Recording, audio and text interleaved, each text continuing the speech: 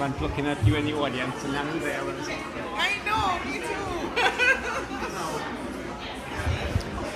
too. Okay, good afternoon, everyone. We have a very full house. And we're running a little behind because we had to get all of you into the room. So 2 very quick housekeeping things. If you're standing at the back of the room and you want somewhere to sit, we have just brought extra chairs. I personally brought extra chairs into the front row. So on the one hand, you get a chair, on the other hand, you have to sit right in front. So now is your chance to come and grab a chair. There are 1, 2, 3, 4, 5, 6, 7, 8 seats at the front of the room.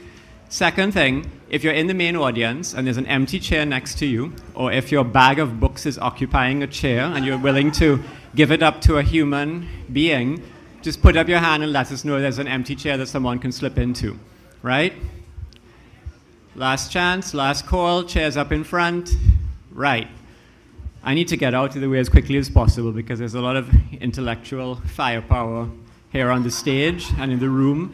But I just want to say at the start that we're very happy that Earl Lovelace himself is here with us this afternoon. Please welcome him.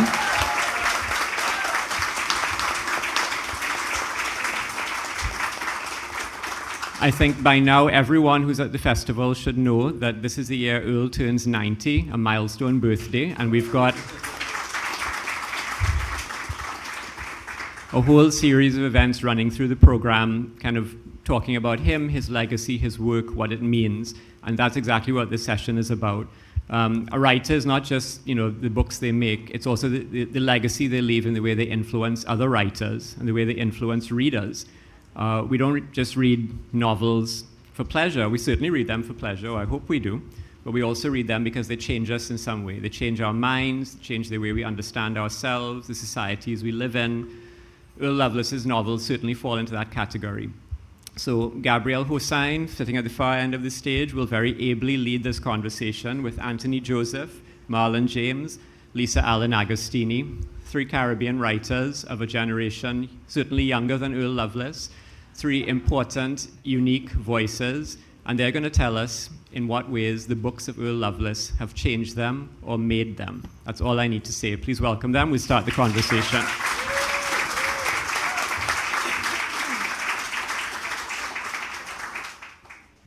Good afternoon, everyone. Huh? 1, 2, 1, 2. Okay. Good afternoon, everyone. It is wonderful to see a full house here for today. I'm going to introduce our panel, starting with Lisa Allen-Agostini, writer and editor from Trinidad and Tobago. Her books include The Bread the Devil Need, the young adult novels Home, Home, a finalist for the Code Burt Award for Caribbean Young Adult Literature, the Chalice Project, and the collection of poems Swallowing the Sky. She co-edited the short fiction collection Trinidad Noir and voiced the audible.com audiobook version of her story in the collection, which is called Potluck. A journalist, she's worked for all 3 Trinidad and Tobago national newspapers and has been awarded as a journalist, a fiction writer, a poet. And I must tell you, she is also a spoken word poet with years and years on the stage as well. Marlon James, his most recent novel, Black Leopard, Red Wolf, is the first in his Dark Star trilogy. His previous novel, A Brief History of 7 Killings, was the winner of the 2015 Man Booker Prize, the American Book Award, and the Anisfield Wolf Book Prize for Fiction. He's also the author of the novels John Crow's Devil and The Book of Night Women. Anthony Joseph is an award-winning Trinidad-born poet, novelist, academic, and musician.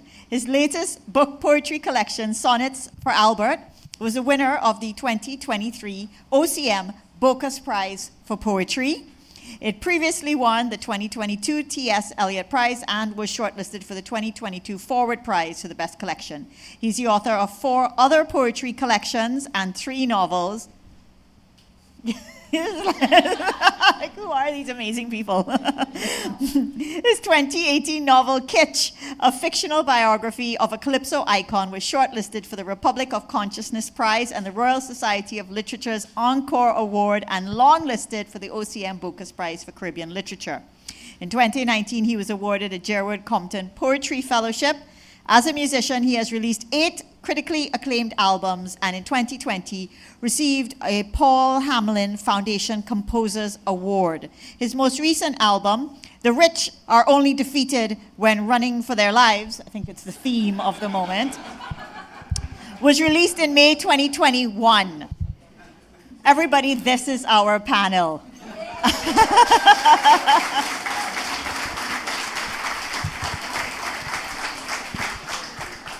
So Trinidadians have a phrase about cockroach and fowl party. And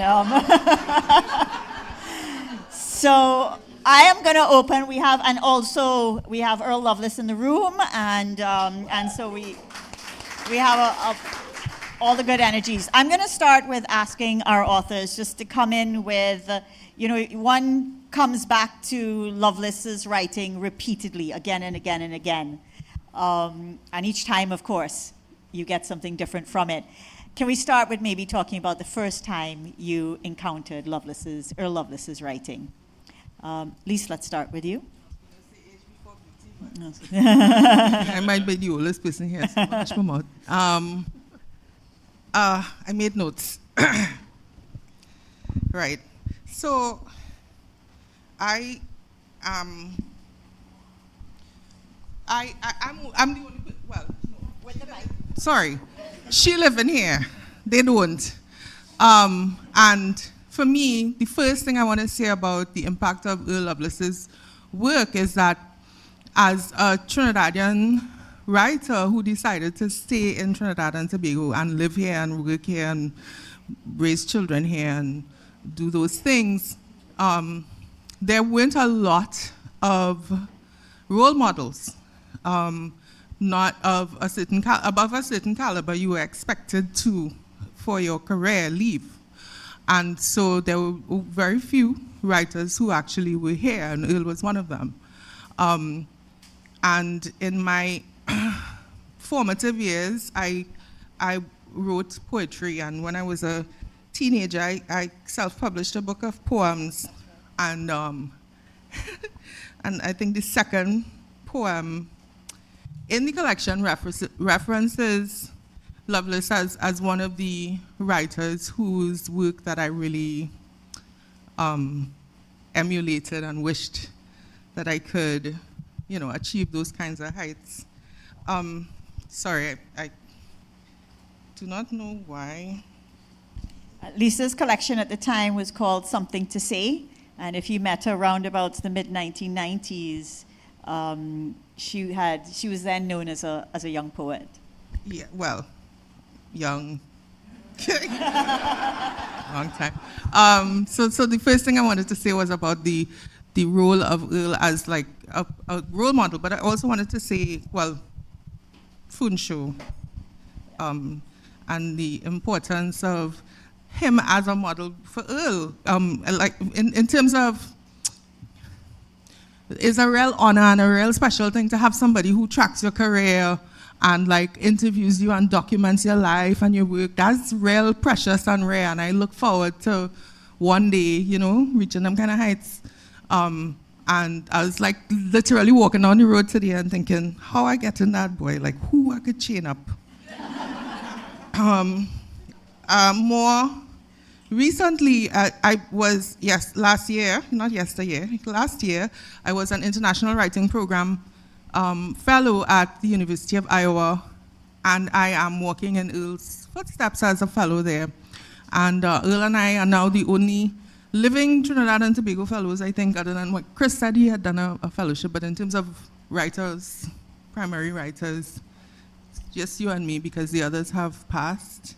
That would be Selvon, Michael Anthony, and Wayne Brown, right? And the US government, by the way, has cut funding for that program and others. So if you have a couple, $100,000 to throw at it, I'm sure some Caribbean writers will appreciate it.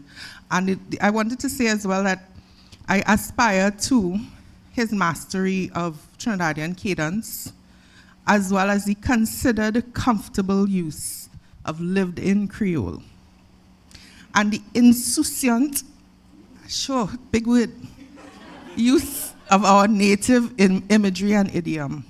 the centering of the Black Trinidadian character and stories and settings, and the use of humor and irony are some of the ways in which I hope I could be even close to. I could read my thing now.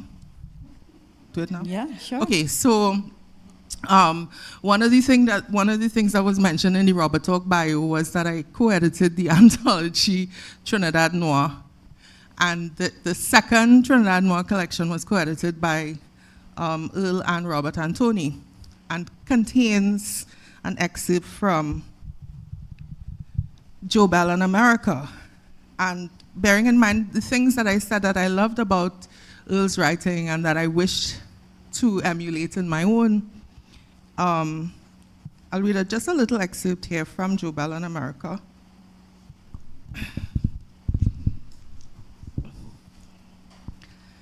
If they have to give a medal for patience in Kunaripo, Miss Myrtle believed that the medal is hers, just from the trials and tribulations she undergo with Joe Bell. Since he leaves school, his best friend is trouble. And wherever trouble is, right there is Joe Bell. I should have mind my child myself, she complained. His grandmother spoiled him too much, make him feel he is too much of a star, make him believe that the world too easy. The world don't owe you nothing, anything, boy, she tell him. Try to be decent, son, she say. It's like a stick break in Joe Bell 2 ears. He didn't hear a word she have to say. She talked to him. She asked his Uncle Floyd to talk to him. She go by the priest in Mount St. Benedict to say a novena for him. She said the 91st Psalm for him. She go by a Obia woman in Moruga to see what really happening to him. The Obia woman tell her to bring him quick so she could give him a bath and a guard to keep off the evil spirit that somebody have lighting on him. Joe Bell fly up in one big vexation with his mother for enticing him to go to the Obia woman. Ma, what stupidness you trying to get me in? You know I don't believe in this negromancy business. What blight you want to fall on me now? That is why it's so hard for me to win and gamble. You crossing up my luck. But Miss Myrtle pray and she pray, and at last, praise God, the answer come. Not as how she did want it. You can't get everything you want, the way you want it. But praise God, Joe Bell gone away. And to those that close to her, she whisper, America. For that is the destination Joe Bell give her. But Joe Bell ain't reach America yet. His girl Alicia, working in Last Chance, snack it on the Kunaripo Road, is the only one he tell that Puerto Rico is the place he trying to go to. Since she take up with Joe Bell, her mother quarreling with her every day. How a nice girl like you could get in with such a vagabond fella? You don't have eyes in your head to see that the boy is only trouble? They talk to her, they tell her how he stabbed a man in the gambling club and went to jail. They tell her how he have this ugly beard and this ugly look in his face. They tell her how he don't work nowhere regular. Child, why you bringing this cross into your life? They ask her. They get her Uncle Matthew to talk to her. They carry her to Mount St. Benedict for the priest to say a novena for her. They give her the 91st Psalm to say. They carry her to Moruga to Obia woman who bathed her in a tub with bush and smoke incense all over her to untangle her mind from Joe Bell. Well, I will stop there, but the story is...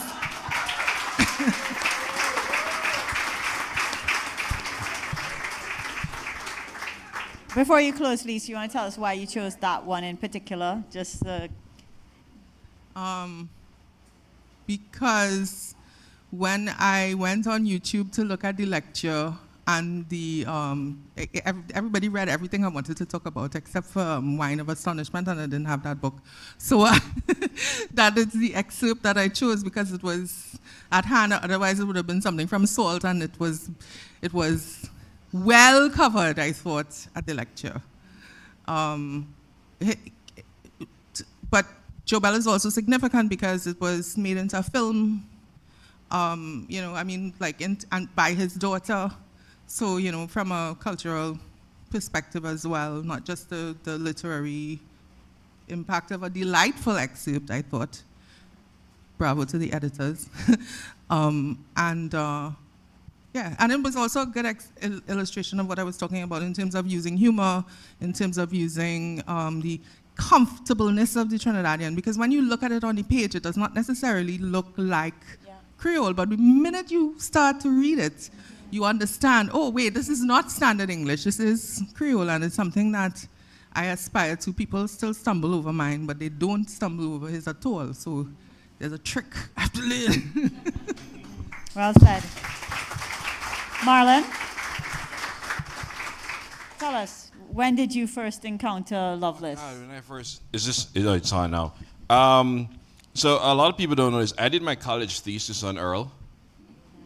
Please don't search for it. I do not want to see it. I first encountered him at UA. Victor Chang, who we've mentioned before earlier, was my professor, and we did the Wine of Astonishment. And even though I was in high school, say the 80s, I still had a pretty British colonial education. So like dialect was broken English, meaning it needed to be fixed. And even now, I'll come across Jamaicans who go, why did you write that second novel? Didn't you learn English in school? So the idea, and even when we, certainly in Jamaica, came across patois, it was sort of looking down on it, or it's for slapstick. And you come across this, which you still find sometimes in a Caribbean lit, where the author is setting himself up as smarter than his characters. So when you read something like, when I read something like Wine of Astonishment, like a lot of really well-thinking colonial people, I was outraged. I was like, where go with this? You know, this type of dialect. The thing I liked about what Earl was doing is that he was doing things that you're not supposed to do. I was looking at this again, because I brought up Wine of Astonishment, because that's the first one I did, and this is a complete sentence. The American soldiers who come down to Trinidad to protect us from the invasion were still in Bonas, drinking cockspur rum and fooling up the women, driving their jeeps and screeching their brakes like madmen all over the place, waking Christian people up at all hours of the night to hear bottles crash and women scream and guns shoot off, and make be cursed the day that these heathen people land in the colony with money in their pocket and guns on their waist to have mother and daughter whoring down the place and big men toots behind the Yankee dollar. And I'm like... And I remember the first time I read it, I was like, what the ras? You can't do that in a sentence. You're not supposed to do that in a sentence.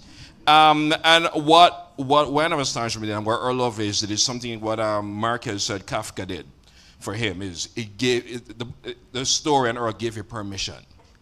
Because it didn't occur to me, even as late as 1988, 89, that the voice coming out of my mouth could be the voice of literature. It just never occurred to me, because I wasn't taught that way. So a story like this and a book like that and using language like that, as if, I think even when we write standard English, and I'm not trying to knock a book like To Soar, I'm trying to knock it, a book like To Soar with Love, is that it still approached English like it was afraid of it. And I remember the first time I went to London and realized when I opened my mouth I sound like the butler. Because we'll learn this servile English, we'll learn passive voice, we'll learn indefinites and all these things. And to come across Earl's novels, because from that, I was into Dragon Can Dance and in the Schoolmaster and Salt and so on. And just this sort of ownership of who you are as a Caribbean person.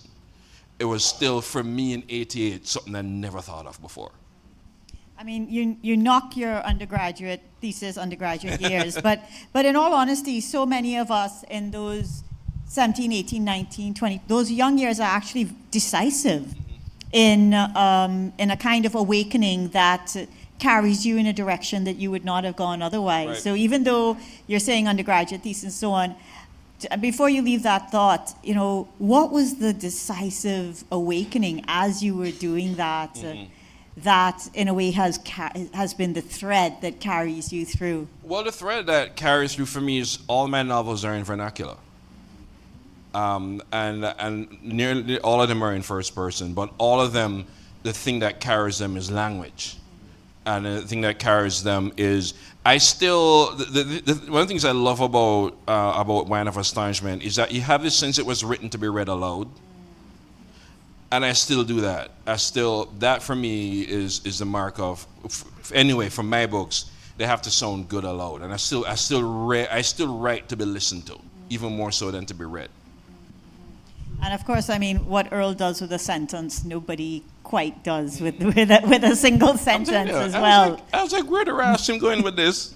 I mean, it's like a narrative in one sentence could be that whole story right there. Anthony? Well, I mean, does this work? Yeah, okay. I grew up here, grew up in Trinidad, and I'm fortunate to be, to grow up in a world or to live in a world where Earl was always there. It was always the sense, even the name, Earl Lovelace. And, I remember going to school and being familiar with the name. And I think we might have read a few passages, from Dragon in secondary school. But for me, I didn't actually read Earl properly until I went to the UK. And that's an interesting experience. Being in the UK and reading Earl is a different experience, I guess, from being here and living that experience. When you're there and you're holding on to what is essentially your identity, and you encounter a book like that, it kind of reshapes and makes you have a different understanding of who you are and your context in the world. So that was quite profound, reading him in the sort of early 90s as an adult and really understanding what was going on. That was quite profound. So I could never remember a time where I first encountered Earl. It's like we're lucky. We're all lucky to be in the same world, in the same space that Earl is around. But I think the impact on the work itself, on my work, comes from not just the books, but from personal conversations that I've had with Earl. Yeah. Earl is one of these people who, there's been a few people like that. Kemar was like that as well, who I call deep teachers. And they can teach you really profound things in a sentence, And I remember one of the first times I met Earl was in London, and I was asking him about plot. I said, Earl, how do you, negotiate this idea of plot? And he said one sentence to me, and it blew the top of my head off, and I teach it to my students now. All he said to me is, plot is how you tell the story. That was it, right? And I taught about, decipher that. What does he mean? What does he mean? And it's like a riddle. And eventually you understand it. And what he means is that the story exists. The story already exists. The plot, it's just how you decide to shape the story, how you decide to tell the story.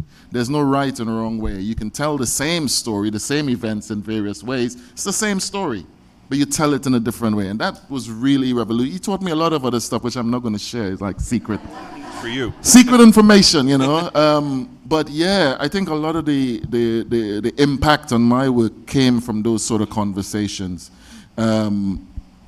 Marlon was talking about an important thing that he does, which is the breaking of rules.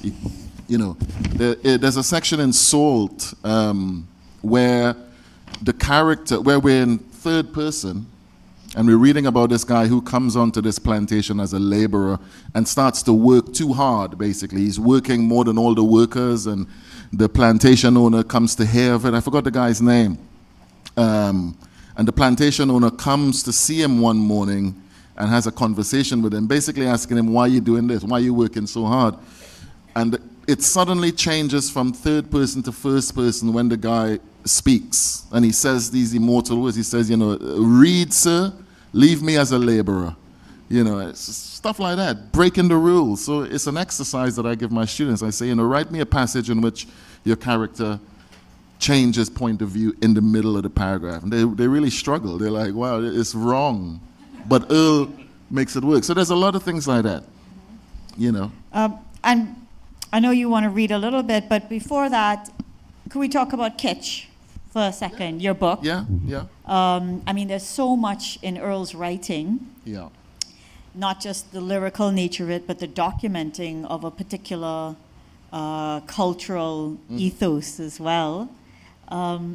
Are there any resonances in your writing of Kitsch, in particular, that book that you felt drew on those lessons? I think all my novels have the same idea, which I inherit from Earl, which is the sort of the flattening of the narrative field, in the sense that every member of the community has a stake in the story, you know, and every community member can contribute to the story. So the structure of Kitch is such that, you know, we never hear Kitch's voice himself, but what you hear is various members of the community that tell his story, you know, and that's something that I got from Earl, and all my novels have that sort of polyvocal sort of narrative structure where, you know, in The Frequency of Magic, all the characters are speaking almost at the same time, you know, and I think that comes from a sense of community in Earl's work. Before we move on, do you want to respond to anything that we've said so far? Respond to each other in any way? I think I had a note here. Sorry. But I don't know why my brain is not working with my phone today. Releasing us from that single voice tyranny is how Ken Ramchan described it on Thursday. Releasing us from that single voice tyranny, and we feel that we're listening to a community communing or arguing with itself. Yeah. Is what Ken had said. Well, you know, about that. just to add something small to that, you know, European fiction and sort of Western fiction has always been about the hero, a singular hero going through a series of adventures, and this sort of movement from darkness into light and revelation and stuff. But in the Caribbean, it's always been about us against them, and I think that is what we find in Earl. That the community is not just one person. One person, you know, no man is an island kind of thing. You know. Yeah, that's why even when it's first person, you get the sense that the narrator is a we. In a sense, yeah. Which is, I think it's something you see only only in Caribbean and Latin American and African stories. So you're right, it's very non-Western in a sense, yeah. And I like, you know, I always like when we take English and shape it into forms that are barely recognizable from standard English. And, you know, it's like Mervyn says, English we're speaking. In a way we are, in a way we're not. And again, somebody who's driven by language, it's an example, it's an inspiration for writers to see authors take ownership of it and bend it and shape it and twist it and spit it back in ways in which we usually we're taught we're not supposed to do. Did you want to read before we go further, or?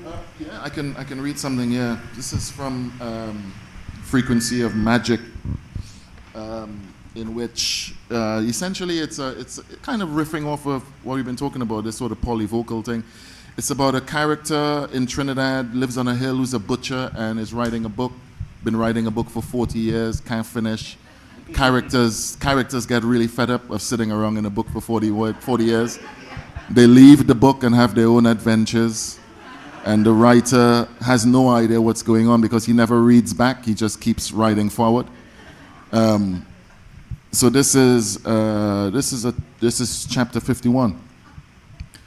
But this grief milk thing, nobody know the suffer Elsie suffer under that house, eating dirt and matted hair and rags that ants bite up and toilet paper that wood slave or black and white salamander shit on chicken wire.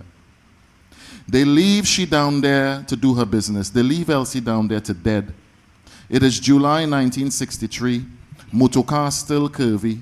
Fellas still wearing flannel peg pants. Women still wearing calico dress. Sparrow come with steering wheel and Congo man.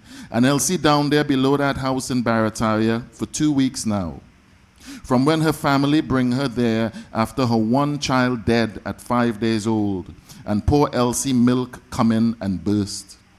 The milk stay full up her breast with no baby to feed, so it must water out to irrigate the world, or be squeezed into an elder's eye, to cleanse cataract, or seep out sticky and white, or gum, grief milk they call that milk. When the milk turned to blood, Elsie crawled under that house and wouldn't come out. Down in the dirt she grew a beard and ate so much dirt that her breast dried to wood. Who would be worried? Who would care? Who would dig Elsie out from under this tragedy? The old man washing his cock in the sink? the civil servant beating his outstation with a black police belt, the cousin who was a promising athlete until big books like Deleuze's Rhizome drove him mad, the woman upstairs in the Calypso ballroom in Shams Flair grinding malice because her husband still seeing the same hardback woman that feeding him egg bread and green yam for 14 years, the barebacked tailor sewing silver mannequin boots opposite the Royal Jail in Frederick Street. Who could tell you how dense with gallows cry some mornings this be? The cameraman obsessed with taking photos of the old port, the old fort, the cathedral, the market with its fisheries scent. The same one who watching the young boy prick to plumb and pick him out to skin him up on a hairy rock, to shoot pose for photograph. The woman who escaped heavy poverty on the hill, who lived in a hole in the ground until she hook up the heart of a German pensioner as a chambermaid at Hilton Hotel and moved to Caracas with the old test, later to glean that he was a wanted man with gun under bed and a criminal past in Germany. She never tell nobody, expecting long money, but it's just 31 Fats Domino albums he leave her instead. I'll stop there.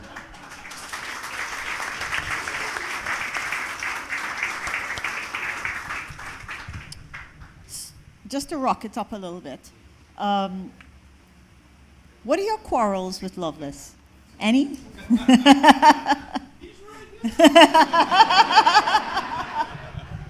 Well, you know, you riff, you draw on, but also you grow through developing on, or through taking a different style, or through going, you know, I like how you do this, but I'm going to do it a little bit different. That's what growing off of elders is. You take and you make it your own. So, Earl, you don't mind? Yes, come with it, Lisa. And that's only, I'll only say I have this quarrel because I know Earl loves me. Yes, that's right. Because you love her, Earl, you love her. I find sometimes the books just be like, as a reader, everything in the book. And that's good. But it's be sometimes a lot. You know what I mean? Like it's, because it's like, the book is about reparations, it's about the heritage of enslavement and emancipation. Masculinity. But it's also about nationalism and globalism and about capitalism versus, and it's a lot. So that's my only quip. That's the only thing I will say. The books just have a lot of things in it. But that's a good thing, right? That's like also a good thing because you're reading it and it's like it's not just one part of your brain imagination or understanding that's being tickled. It's several at the same time, so it could be maybe overwhelming, you know, for me. So that's my one quibble. And like I said, Earl loves me. So I will say that. Guys, you brave enough? I don't really have a quarrel with him, but I wish he'd written more books. He like one book every 10 years. It's like, you know, I just wish there was more of it. That's it. That's the only quarrel. And so we talked about how you've grown, you know, for what his work did for you. Let's talk about maybe a little bit what does it do for the Caribbean? You know, Marlon, let's go. You're unlike Lisa and Anthony, you're reading it as a Jamaican. I do think it's different because, you know, when you read local authors, you're seeing the same spaces they're writing about. You're seeing what you see as well, and suddenly you're in conversation with what they're seeing, with what you're seeing. You're crossing the same spaces. For a Jamaican, there's a slightly different relationship. Even the language is slightly different. So I was listening to Wendell Manwaring talk about Lady Lava and her language. You know, if you don't have a ring, then you don't have a mister. And that if you don't have being a very Trinidadian way, but not necessarily a Jamaican way or a Guyanese or something else. So there's also a bit of not a translation, but there's a geography to cross. Yeah. Any thoughts? I mean, if you ever want to just see the visceral differences between Jamaican English and Trinidad English, just say hush to a Trinidadian. Oh, yeah. Trinidadians don't understand that at all. As every Jamaican learns this the hard way. Every Jamaican have a hush episode. Yeah, do you all understand this? When you are suffering, Jamaicans just go hush. And trying to be like, Right. You know, we're in Jamaica, it's never mind. And no. We all, the other Marlon James is here, he has a very visceral hush story too. It's one of the things we have in common. So the differences are there, but I think for the rest of certainly for Jamaica, because I think sometimes as Jamaicans we sometimes forget we're in the Caribbean.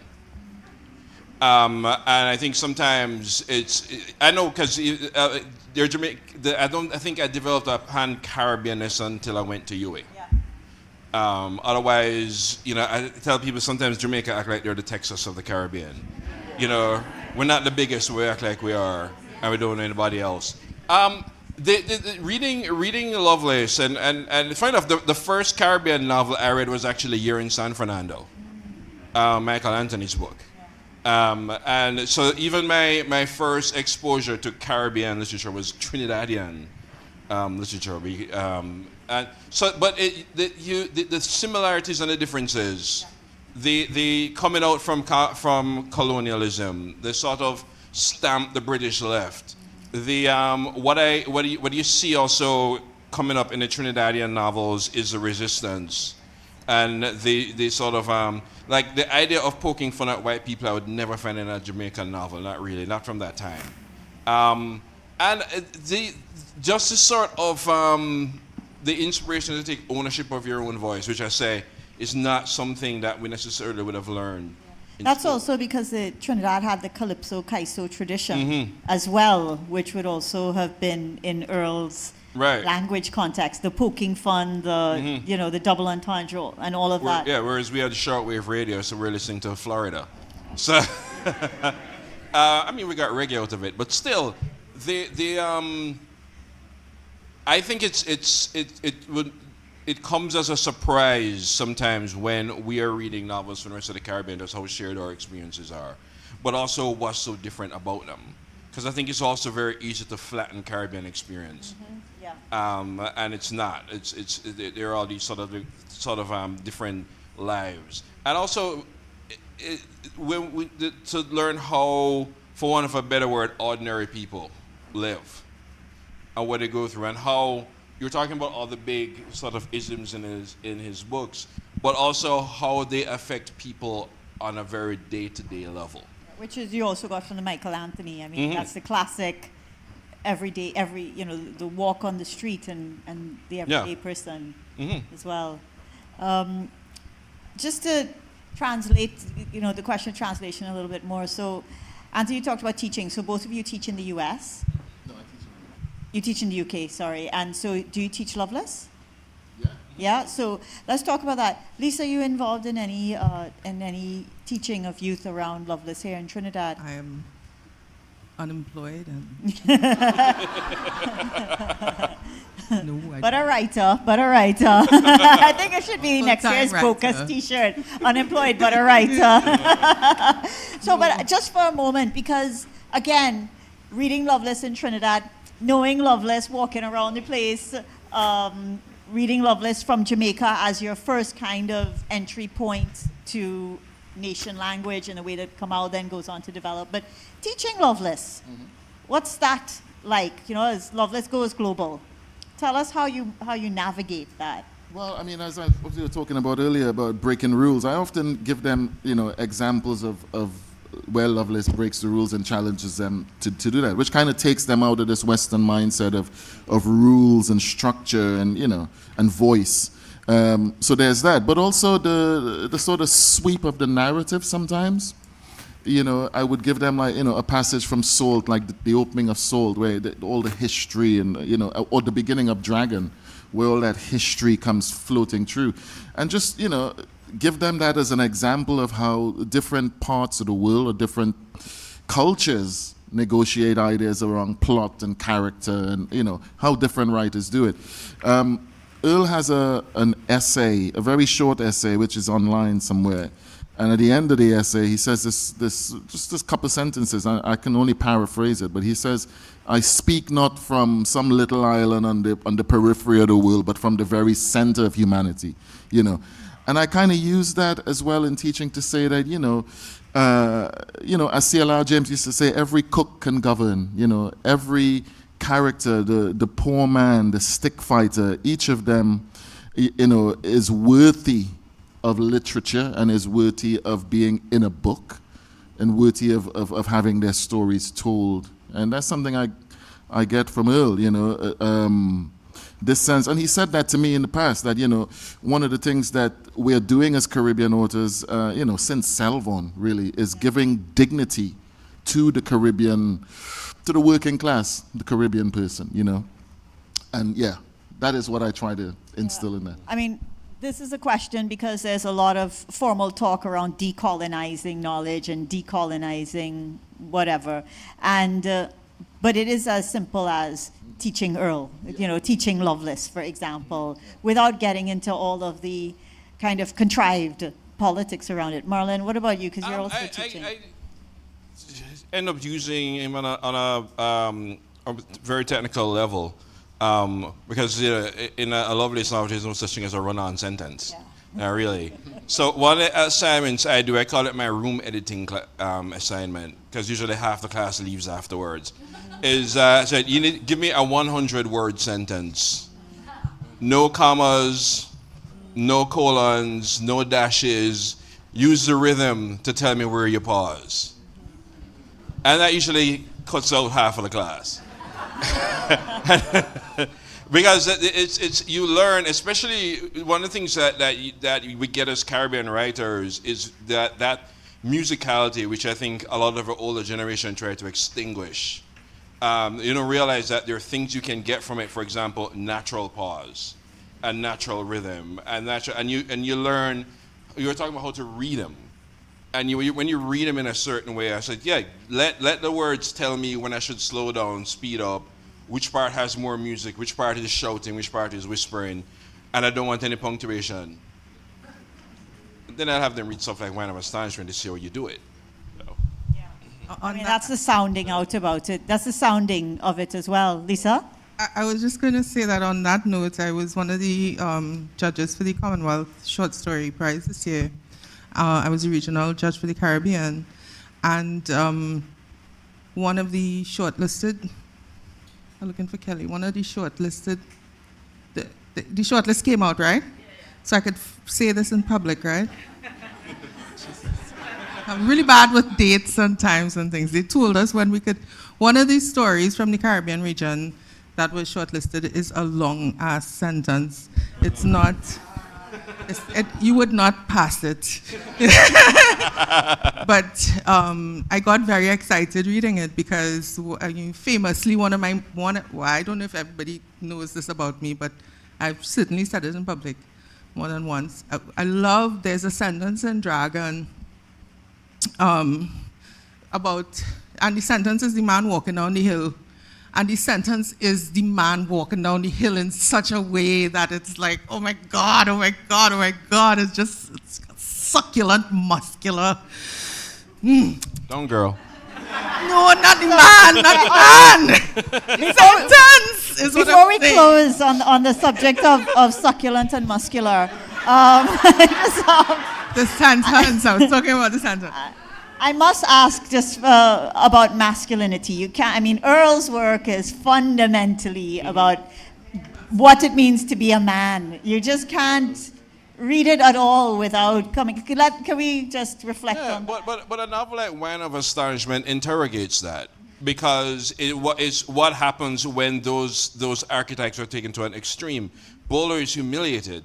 But Bolo translate that into a violence that then to affect the people he loves. Bolo becomes the enemy. We got in a big argument in the class saying is he so much an enemy that he's ultimately friend. I'm not gonna answer that here. But that becomes an interrogation of what happens, because one of the things that we still say it, is one of the things that colonialism did was demasculate. And you hear a lot of what we call in America call hoteps, talk about how it demasculated the black men. It's not as it demasculated men, it just erased family, which is, and the end results were the same. But that novel, you in a way, you kind of have to choose. Are you Bolo or are you B? And I'm gonna lie, sometimes I was Bolo. Honestly, sometimes I was him. But then I had to interrogate that. It makes you wonder, where should the Caribbean person or the Caribbean man put his aggression? Because we got a lot, and we're angry at a lot, and where do you put it? And Bolo puts it in the wrong place. And I think that's important. Where do we put the rage? I want to say as well that he writes about masculinity in juxtaposition with women, and how this tension between the man and the man wanting the woman and the woman wanting the man, but sometimes the woman don't want the man, and sometimes the man really ain't want the woman, and and this yearning and this fire and so on, and there's a lot about Ken mentioned it too in the lecture, talking about, if all you didn't see the lecture, it's on YouTube. It's really, really, really good. I recommend to go look for it and look at it if you haven't seen it. And he talks about the relationship between men and women, and how sex and sexual tension can like literally send characters, mad. And talking about how Earl's writing really explores that theme in a very open and understandable way, yeah, sorry. And not non-judgmental, but real, like you can see things and people's the mistakes. You can see that you're going with them and just seeing it happening as human beings living. Yeah. Anthony? Yeah, I don't have much to add. Besides, I think in the last two novels, there's a more sort. I found that there was a more sort of focused attention on female characters and the development of female characters in relationship to men, and getting a sense of agency, I should say, especially in Salt. I found that that was so. But I think also, it's a calypso kind of attitude as well, especially, in the bravura of the men, and sometimes that can overshadow everything else, But I think that I've definitely seen a development in terms of the development of the female character, which, we're all struggling with. As male writers, we're all struggling with, at some level. Yeah. I'm going to go to the audience. Do any of you have any questions for our authors before we close? Yeah?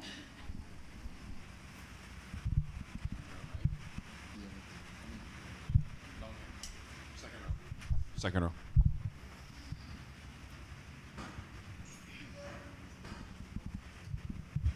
Good afternoon. So the first time I encountered any writing from Earl Lovelace, I was in high school, and we did it for Form 3 English Literature class, which I was very privileged to do, because I then found out that many persons in different schools than me were doing Shakespeare. And we were privileged to only do Caribbean novels up to that point for literature class. So we did Harriet's Daughter, we did Miguel Street, and now we were doing A Wine of Astonishment. And it was the year that I had to choose which subjects I would continue to do, and it was because of reading that book and the discussion that the teacher had with us going through that book that I chose English literature as one of my form subjects. And it really was a shock to the class, the kind of language that was in the book. For us in Form 3, we did not think that our parents would approve of us reading that, but it was such a nice experience to read something that you could relate to, even as a teenager. And even people who did not like English literature in my class, they loved the book. The discussions in class were wild.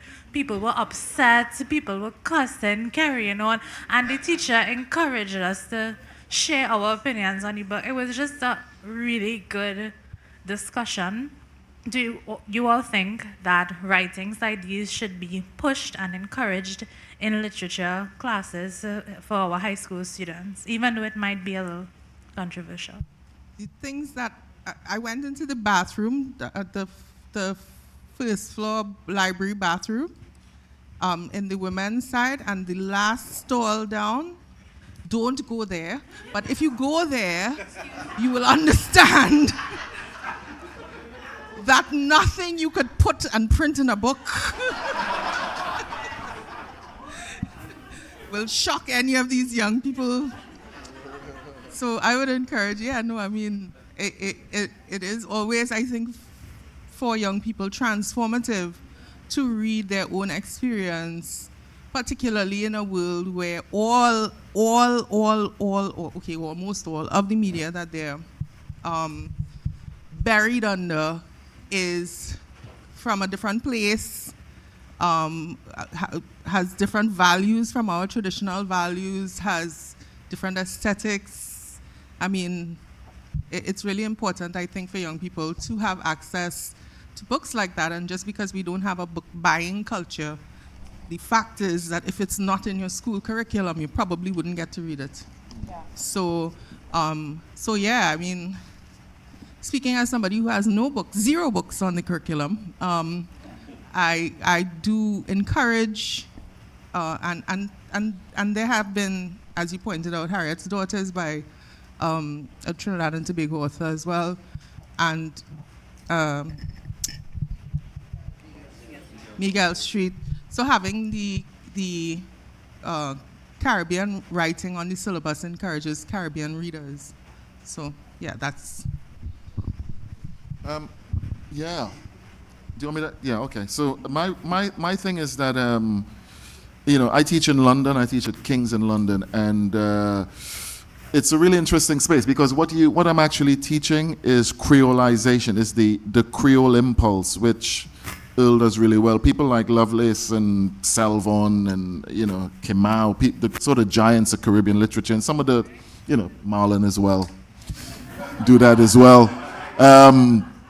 It's that way of using the Caribbean or Caribbean attitude to flavor literature, and a lot of students can appreciate that because they come from all over the world, and I have a lot of students from India, a lot of students from all over the world, and they're familiar with that impulse. What is the impulse? How do you take the literary models that we've been given, the Western literary models, and infiltrate them, and dismantle them from inside? And that's common to a lot of cultures. So when you teach Lovelace or you teach someone else, Erna Brodber, they can see that reflected in their own culture as well.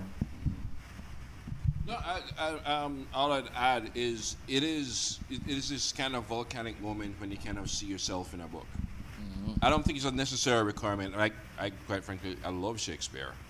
If you're gonna, I mean, a lot of books we read, most of the books we're gonna read don't reflect our reality, but there is this lightning strike moment when you recognize yourself in a book. Mm-hmm. And I think the earlier that happens, the better. Mm-hmm. Yeah. So this session was just 1 hour, sorry, okay, I was given the time up, so Nicholas is not in the room. Nicholas, okay, well, if Nicholas, okay, go, one. All right, yes, my name is Travis Weeks. I wanted to make a point about Creole, what we sometimes call French Creole, because I think that writers like Earl and Merle Hodge, I think, articulate more clearly the fact that writers in Trinidad and the Caribbean have very much been influenced by the Creole. That is that language that uses a lot of French lexicon, but that was formed and developed by the colonized. The energy from that Creole that we find in the writing of Earl, in the writing of Merle Hodge, and so many other writers. My issue is that it's not sufficiently recognized and acknowledged. And I think if it was, then we would see it for the tremendous resource that it is. So sometimes when we just stay within what we have inherited without realizing that there's a vitality that still exists, and that comes from Grenada, St. Lucia, Martinique, to the popular culture, that is also part of the Trinidadian cultural heritage. and a resource that has informed the writing of our successful writers. And perhaps, Walcott was the one who kind of formed the bridge in the sense that his English was so much energized and made wealthy, enriched by the Creole, that he was able to create an English that was so attractive. And so, right here in Trinidad, Paramin, when I came to Trinidad, the first place I go is Paramin and speak Creole with the people there, But Paramin seems to be not even part of Trinidad sometimes, except when it comes to the Blue Devils. So, and this symbolizes how we are ignoring or not sufficiently acknowledging or utilizing that resource, that Creole resource, which can enrich our creative writing. Thanks. Earl, you want to say something? Yeah. Wait. Oh, yeah. Nicholas, I swear we done.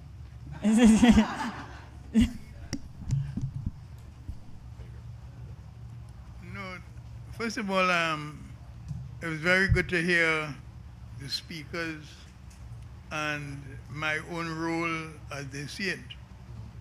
But I think that this is an ongoing question, the question of language and the question of who you are. We are speaking Trinidadian or Caribbean. We're not speaking broken English. We're not trying to make anything of English. We're trying to make something of the language that of the language that has been given to us, or the language that has been imposed upon us, right? So we are trying, and that is one point. The other point I think that I would want to make is an example of, let's say, Selvon. I used to think, well, Selvon is, and I know that Selvon,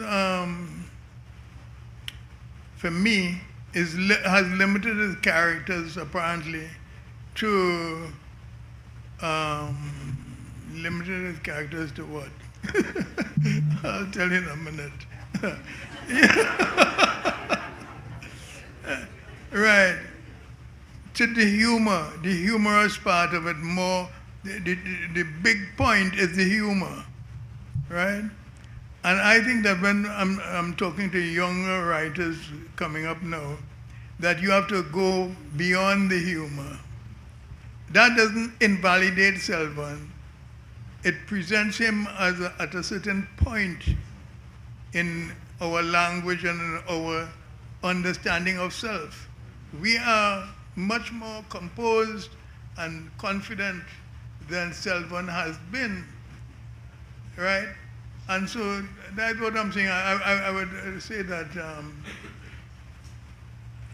I think it's very useful, very good to see you present the language and to stand behind the language that we're trying to utilize to speak.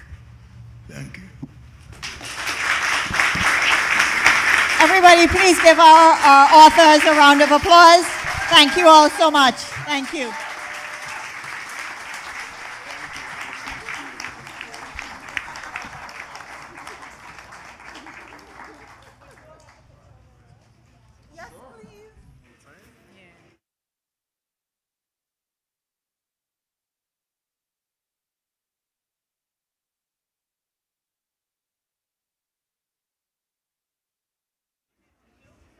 Hello again, everyone. I think it's very appropriate that Earl Lovelace himself had the last word. I'm sure there's some of you who want to talk to him, take a photo with him. We're going to whisk Earl outside, so there's a bit more space. And the next session in this room is going to start in just a couple minutes. If you have a watch on like me, you know we're running a bit behind schedule. So we ask you to, if you're leaving, to do it briskly. If you're coming in, do it briskly, so we try not to fall too much further behind schedule. Thank you.